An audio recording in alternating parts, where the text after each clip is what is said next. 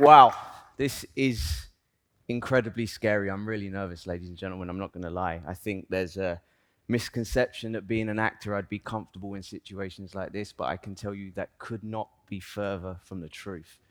If it seems like I'm okay, it's because I've mastered the art of being a swan. I've had to in my industry, where I'm cool and calm on the surface, but underneath my legs are going like that, trying desperately to keep me afloat, and it's something I've suffered with for most of my life. So when I was asked to do this today, I didn't know what I was going to talk about. For a career that spanned over 20 plus years, there's been many stories, anecdotes, trials, tribulations, lots of lessons that I've learned. But as I was kind of dissecting them all, I realized there was a thread amongst all of them. And that was, just like a few minutes ago, my ability to let go of the edge and come into the center when my name was being called, despite how scared I was. Now, it's often said, isn't it? Live life on the edge. But in the analogy of the pool, I think it's the edge that we need to let go of. How many times have we stayed there being safe and secure and comfortable, even though something was calling us out into the center? And that's what I'm going to talk about today. So to give you a bit of a backstory of what I'm going to waffle on about for the next 15 minutes, I need to take you back to my childhood. So I was born in London to first and second generation Indian parents. My mum was born here, but dad came here when he was 17 with £300 in his pocket, and he knew nobody. He met my mum and they moved to an area in North London called Edmonton. Now, if you Google Edmonton, it says tranquility, history, culture. Edmonton's a city for everyone. And then you realize that's Edmonton, Canada. Its North London namesake is more fondly known as Shanktown. I kid you not. But it is the wonderful place where me and my two siblings were brought up. Now, mum and dad worked hard. They always encouraged us to be whatever we wanted to be. And dad instilled 4 things into us: be kind, be honest, work hard, and never choose money over happiness. My mum and dad were the sort of people that would give their shirt on their back to anyone, even though we didn't have very much. Now, when I was around 11, dad had this feeling. Crime was rising in the area, and he wanted to move to a more affluent area a few miles up the road just so we could go to a better and safer school. But of course, there was one problem. We couldn't afford it. But somehow dad managed to wangle himself a mortgage and we moved to this new home. So just to give you an idea of the kind of jump that took place financially, my dad's mortgage payments went from £150 a month to £1,200 a month. And he was only earning £12,000 a year. And I know what you're thinking. That's really bad accounting for an Indian. I know.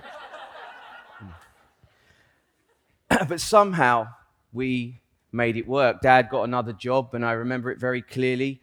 He'd go and do his 9 to 5, then he'd come home, mum would make him dinner, and he'd go off again till 3, 4 in the morning doing his private work.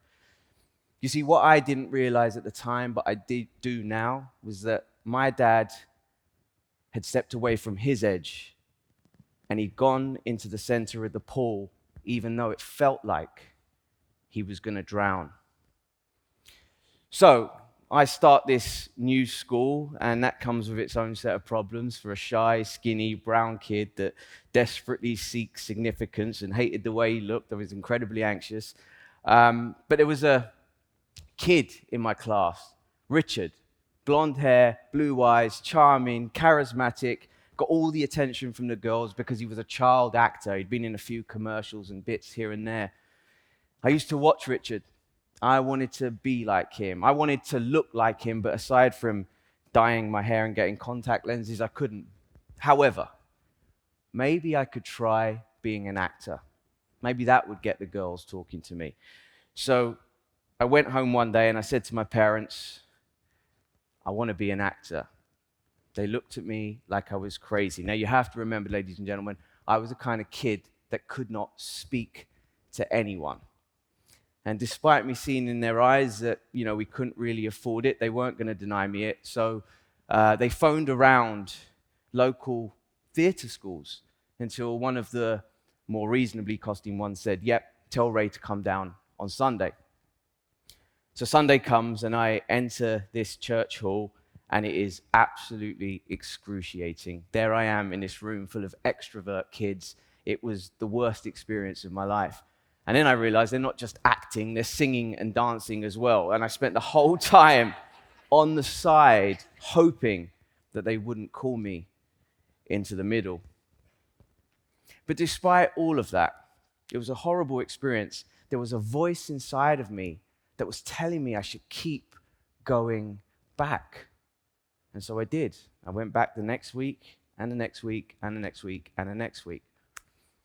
Now, this weekend theatre school would put on performances every year, and I'd never get parts in any of them because I couldn't sing and I couldn't dance until one year they said to me, we're doing the musical A Chorus Line, and we want to give you the role of Paul, but we're taking away all the singing and we're putting you right at the back of the stage for the dancing.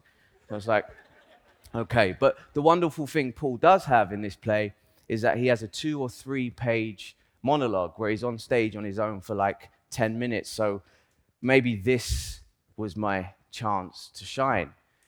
So we come to the night of the performance. I'm standing backstage. I'm shaking like a leaf, incredibly nervous. I enter stage left and I begin delivering this monologue. Now, for those that don't know, this is a really beautifully written monologue about a kid talking about being abused when he was younger. And in this speech, he comes out in this piece. So I come on and I start delivering this speech, and something really strange happens. I begin to cry. Now, this has never happened in rehearsals leading up to this point. So I'm standing there, and I don't know where these tears are coming from. And then I look out to the audience, and I see members of the audience beginning to cry. And bam, it hit me like a lightning bolt. Little, insignificant me was having an effect on people. I needed to be an actor. You see, I'd stepped away from my edge by even returning to that theatre school after the first week. And in doing so, a couple of years later, I had without doubt found my calling.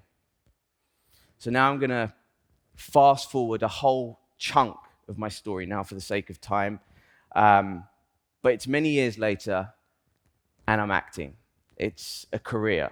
And I'm doing all right. I've booked a couple of small roles in British films. I've done a bit on a long-running TV show. I'm just sort of grabbing everything I can as an actor.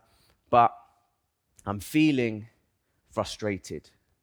I'm not feeling challenged. Now, don't get me wrong. I am so grateful to be working in this industry, and I always will be. But I was kind of fed up with the roles I was getting. They seemed to be the same.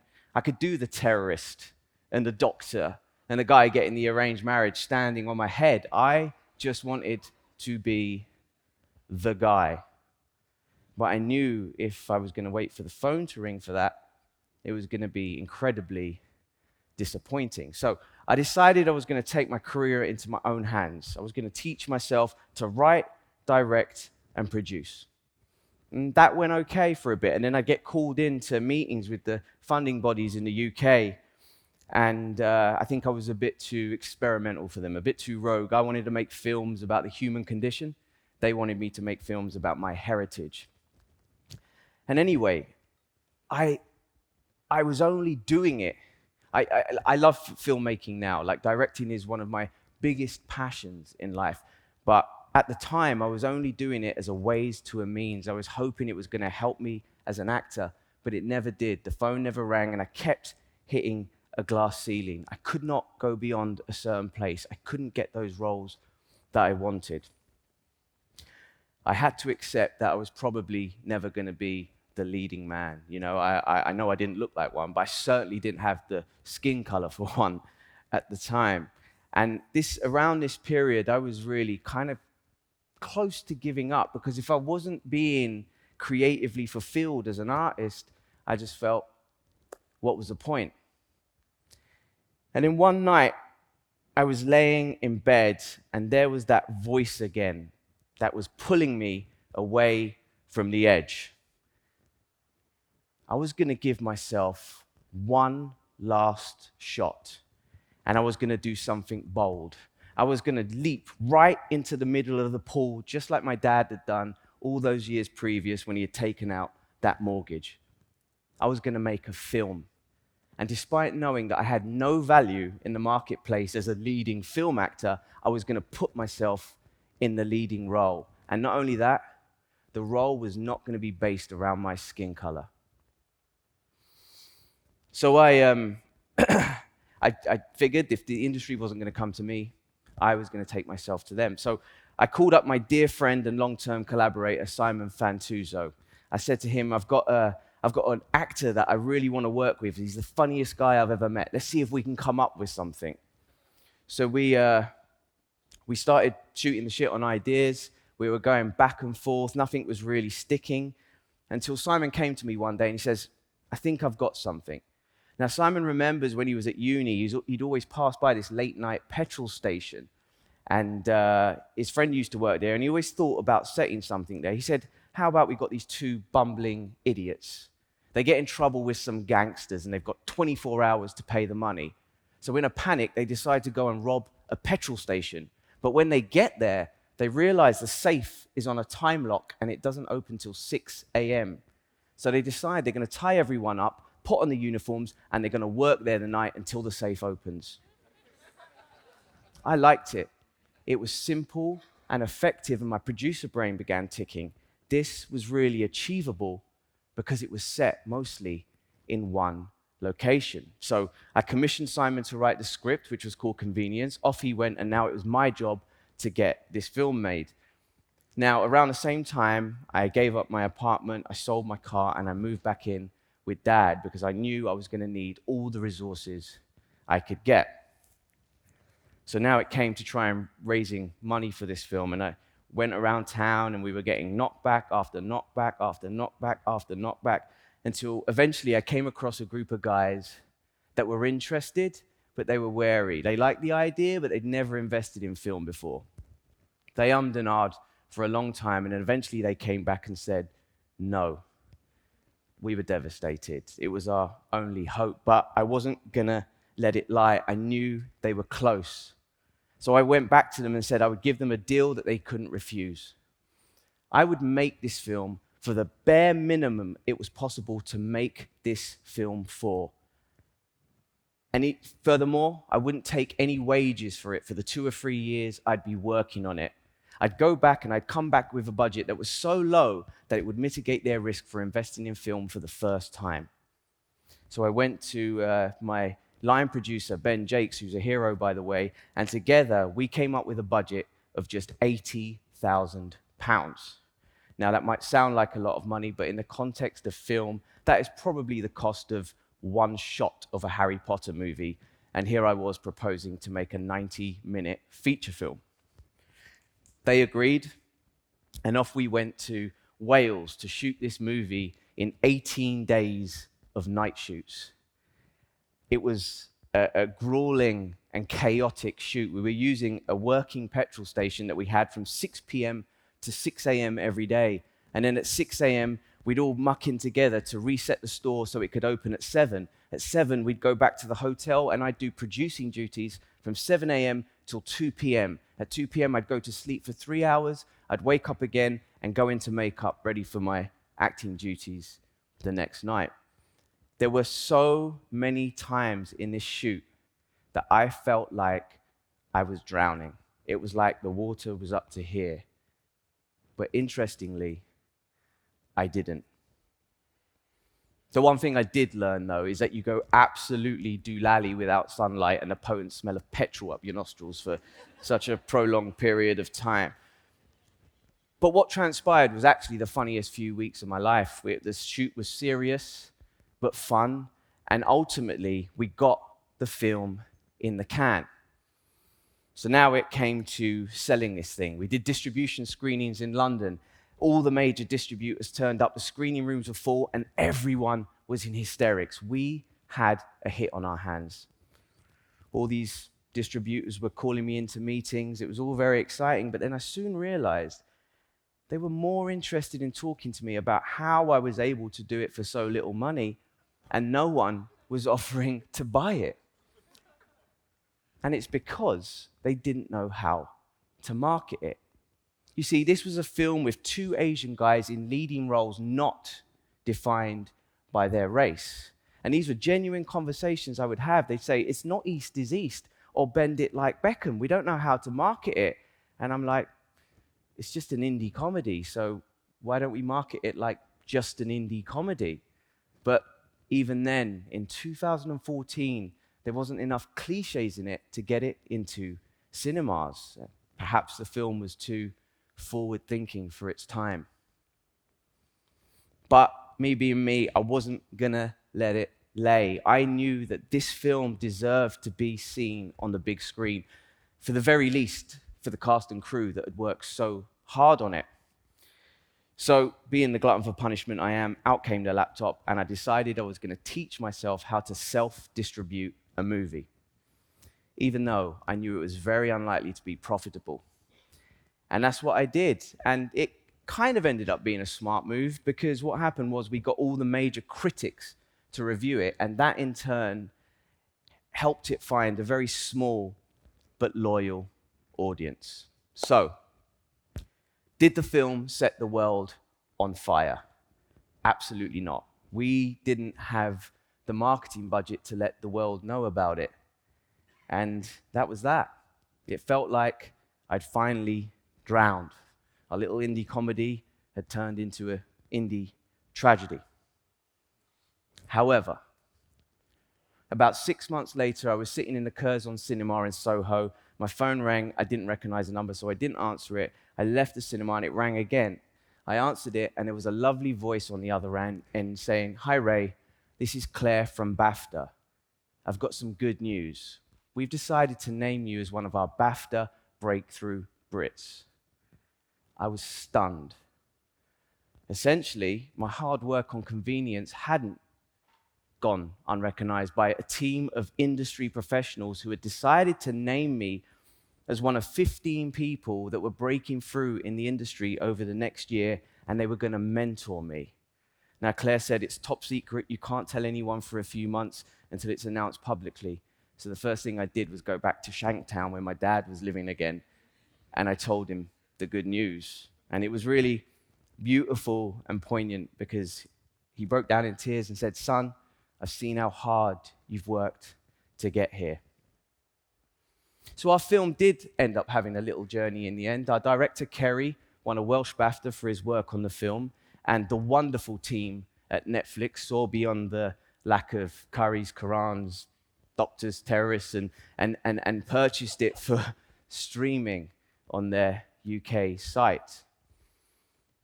You know, sometimes in life, I think we all know this, we don't get what we expect, but we get what we need.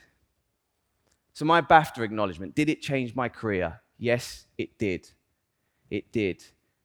I'm still the same artist, I'm still the same person, and it makes me laugh, but we live in an industry, we live in a world where titles and perception, unfortunately, count. And it did open those doors that I needed. So, I stand here today, having set up a new film company with my dear friend Daniel. We're developing projects that will all have an underdog element to them, whether that be in the content or the filmmakers actually making them.